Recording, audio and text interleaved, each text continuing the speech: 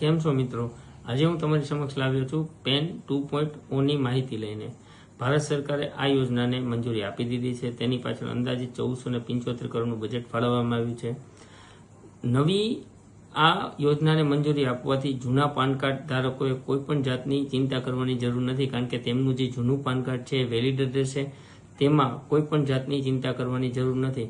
પરંતુ હવે જે નવા પાન કાર્ડ આવશે, તમે જેમાં ચેન્જ કરાવો છો કે કોઈ નવું પેનની એપ્લિકેશન આપો છો, તે બધા પેન કાર્ડ બારકોડવાળા આવશે અને તમારે જો તમારા જૂના પાન કાર્ડને અપગ્રેડ કરવું હોય તો તે પણ થઈ જશે. તેમની પાછળનો કોઈ પણ જાતનો ખર્ચ ભારત સરકાર લેશે નહીં.